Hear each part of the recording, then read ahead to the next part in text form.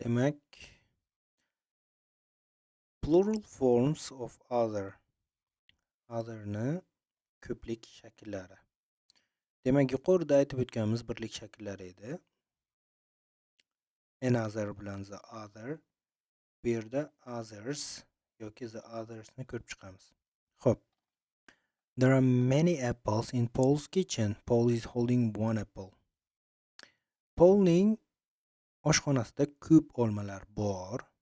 Paul bittasini ushlab turibdi. There are other apples in a bowl. Idishda boshqa olmalar bor. There are other ones on a plate.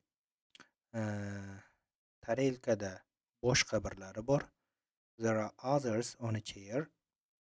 Stulda boshqalari bor.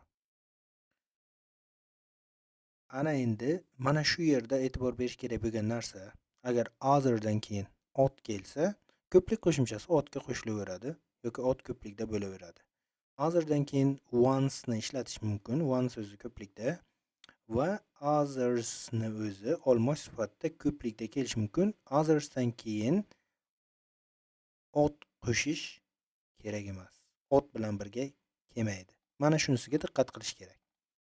Xo'p. There are 4 apples on the table. Paul is going to take one of them. Stol ustida 4 ta olma bor. Paul bittasini olmoqchi.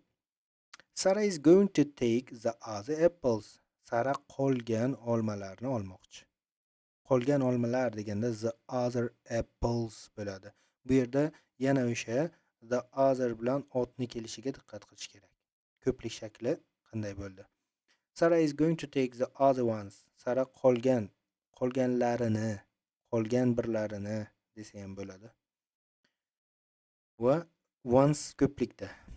Va oxirida Sarah is going to take the others. Boshqalarini, qolganlarini olmoqchi. The others degani o'zi o'sha yerda qolgan olmalarni hammasi nazarga tutiladi. The other deganda qolgan bittasini nazarga tutganday, the others bo'lsa qolganlari deb tarjima qilsa ham bo'laveradi. Va yana mashqlarida shunisiga e'tibor berish kerak. Bularni yozib olib, qoida qilib o'zimizga struktura qilib qo'ysak ancha foydali bo'ladi.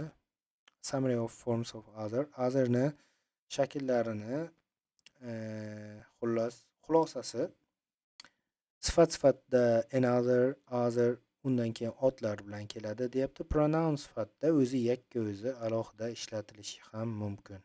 Ko'plikda va birlikda aytib o'tib ketyapti. Another, other apples. Mana shu yerdan ham bilib olsa bo'ladi. Another bilan birlikdagi anotherni belgilaymiz deganda yuqoridagisini. Another bilan birlikdagi ot keladi. Anotherni yakka o'zi ishlatilishi ham mumkin olmosh sifatida. Other bilan ko'plikdagi ot keladi. Others o'zi olmosh sifatida yakka o'zi ishlatilishi mumkin. The other qolgan bittasi bo'ladi. The other bilan ot kelishi mumkin. The otherni yakka o'zi ishlatilishi mumkin olmosh sifatida.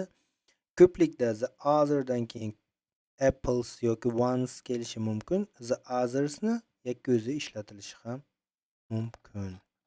Mana shu mashqlarni ko'rib chiqamiz. Menimcha boshqa bo'lmasa kerak. Bundan keyin chapter 7